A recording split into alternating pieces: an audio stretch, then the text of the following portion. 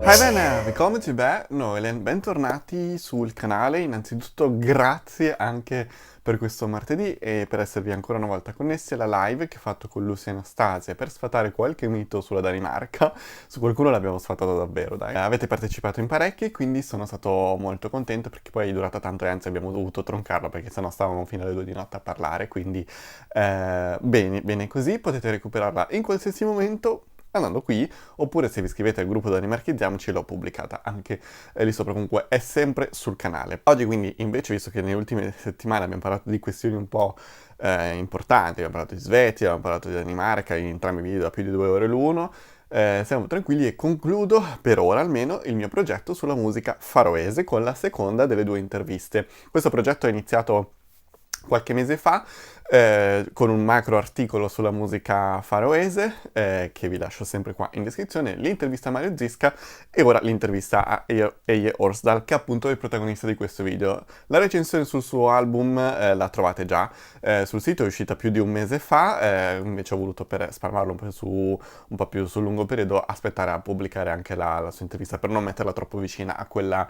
di Marius, quindi oggi vedete cosa ci siamo detti a proposito del suo ultimo album, che per me significa, cioè secondo me lui riesce a rendere le isole Faroe una sorta di nuovo Eden, con questo mix, questa musica rilassata, però molto importante e molto profondo anche quello che viene detto nei testi. Poi c'è l'ultima canzone che è un vero e proprio capolavoro. L'album in questione è Songs with Eva, è scritto in collaborazione con una poetessa e scrittrice inglese, e appunto la canzone che vi stavo dicendo si chiama SGT Pepper, veramente molto bella, però in generale tutte sono molto carine e se vi piace molto l'atmosfera rilassata, questo album per accompagnare i vostri viaggi in macchina o comunque per i vostri viaggi secondo me è perfetto. Quindi adesso vi lascio subito all'intervista, prima però vi invito come al solito, se non l'avete ancora fatto, a iscrivervi al mio canale YouTube e ad attivare la campanellina per non perdere nessun contenuto. Iscrivetevi al gruppo Facebook Danimarchizziamoci, dove si parla di Danimarca con Lucia, Anastasia e Giada, che lo amministriamo ma con tante persone, per scambiarsi informazioni ed esperienze. Oppure alla Venner Chat per chiedere qualcosa su tutta la Scandinavia e rimanere aggiornati sempre sugli articoli che pubblico. E poi ovviamente visitare il sito www.noglen.eu, dove vengono pubblicati appunto tutti questi articoli. Io vi ringrazio, vi lascio l'intervista e noi ci vediamo al prossimo video. Ciao!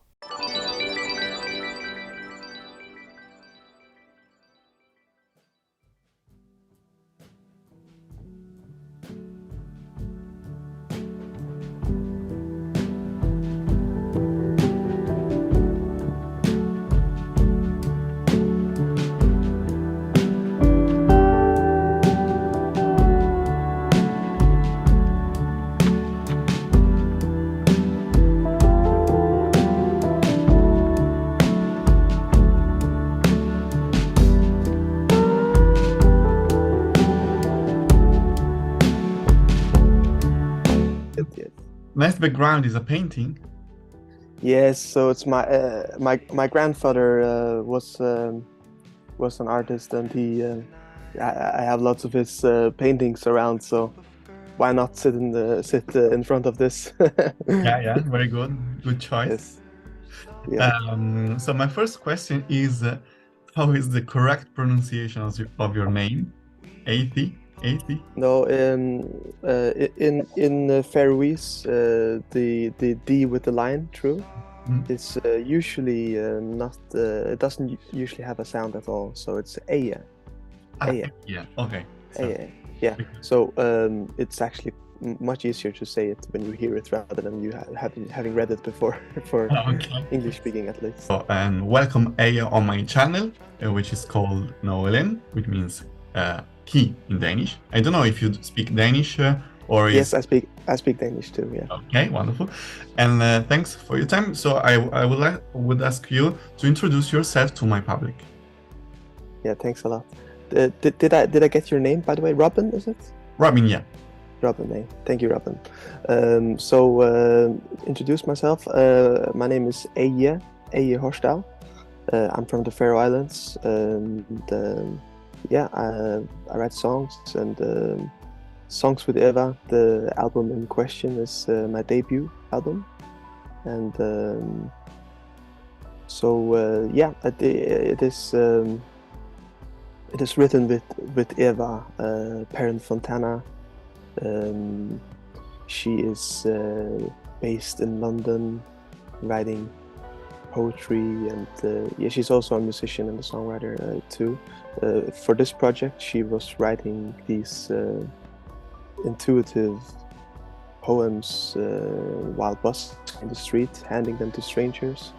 And then out of nowhere, I was in Copenhagen at this time.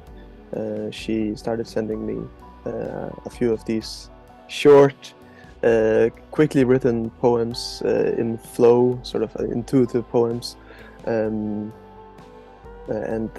Yeah, I was quite inspired, grabbed by the not least by the energy in them, sort of the vibe, the energy where I can feel how real it is. She's writing this. It's like it's flowing out of her.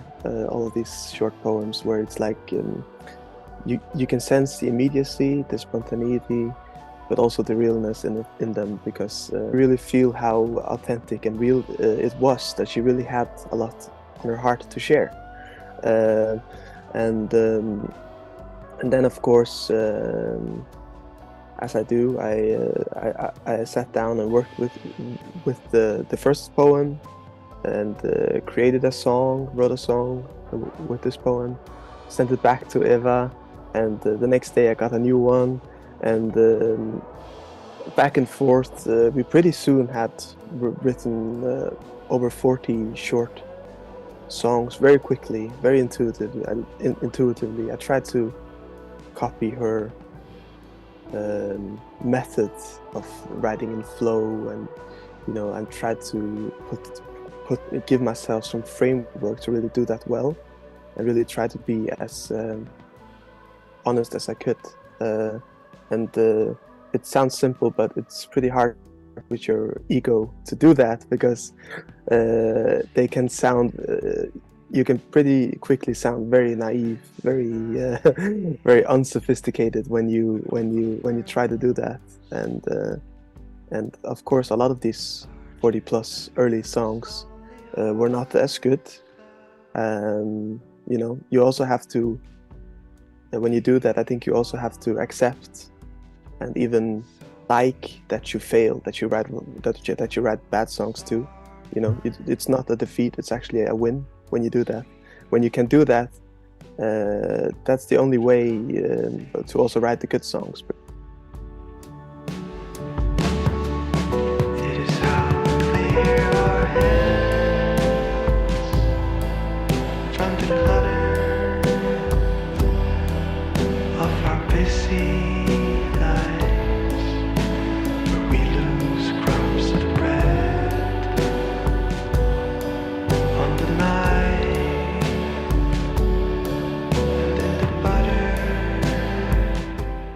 All in the same voice, the poetry by Eva, from that time when she wrote these poems, and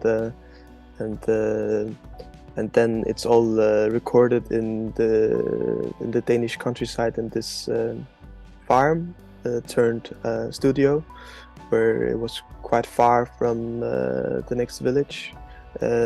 So we recorded with the windows open. You can hear a few bird sounds and some rain. So my idea was that these simple songs to capture sort of authentic moments, if you will, in a room where I recorded the room well, and with open windows, even with microphones looking out into what happened outside at the same time. So maybe the weather changes and the birds singing along is actually influencing how we performed the song in the room.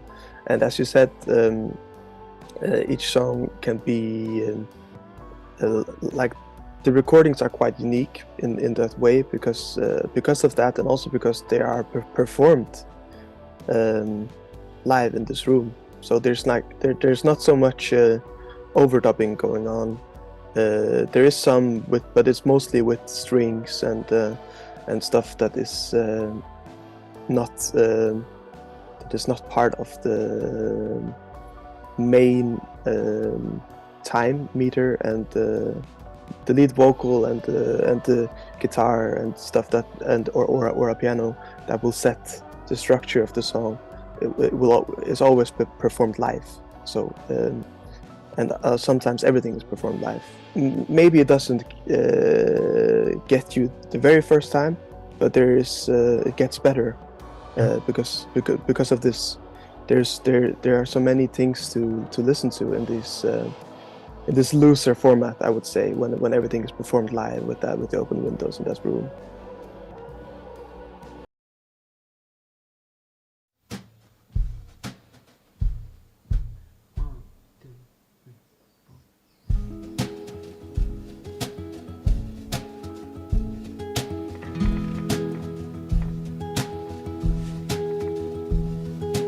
I'm not as mad as you show, that you are on my mind.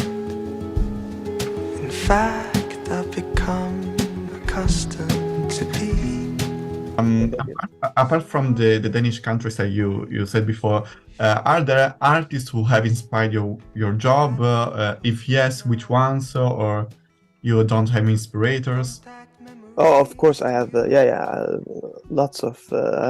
I could speak for weeks about that. So I have these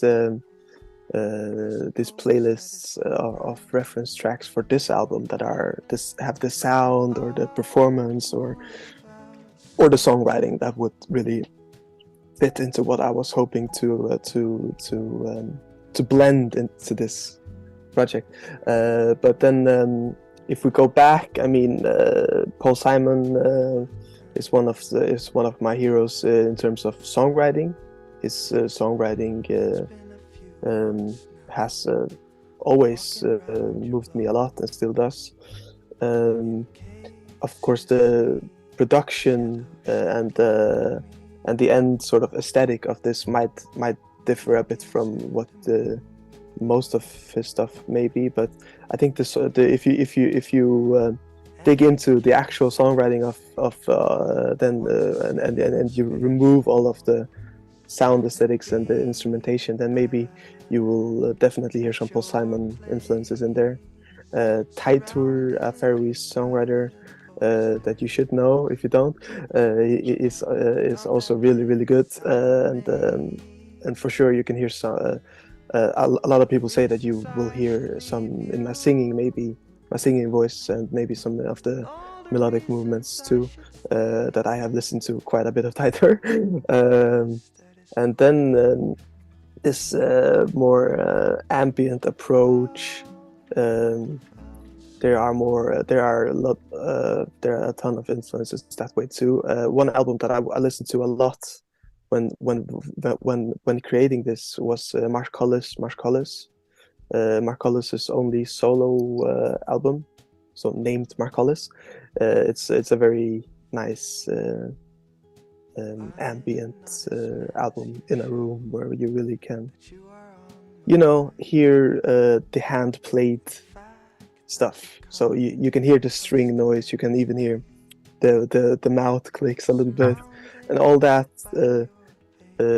immersive stuff so that you feel like you're in the room there, and if you and the music allows for it. There's space in the music, so there like that we try to do with Songs with Eva album, where there's space for all of these small details. The smaller stuff is taken up and put as the main thing, right? If you understand this, so it's a lot about these small fragments, Yeah. I think, and then we try to highlight that and zoom in on them and give them space. It's been a few months now of walking round your block. In case you see a shadow shaped like me. Looking. And I don't know if you know, but The Guardian, the magazine Guardian, talked a lot about Faroese music. and talked in a good way. So, do you think Faroese music has one or more distinctive elements that make it stand out on the European scene? So there is something particular of the Faroese musicians or Faroese music.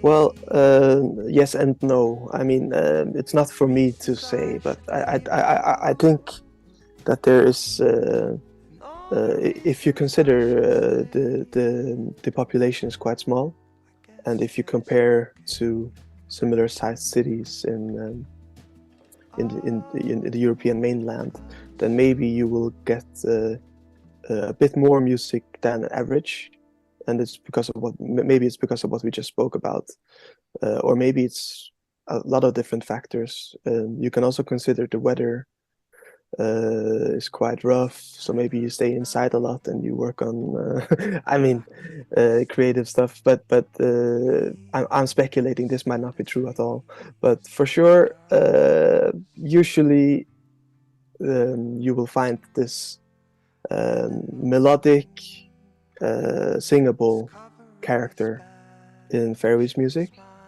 So it can be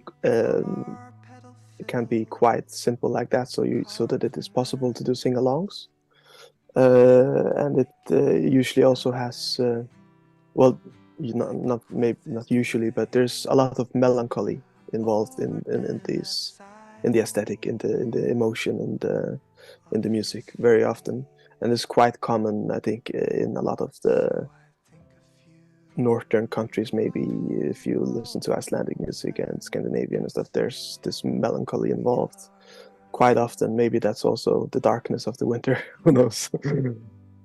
It's the kind of night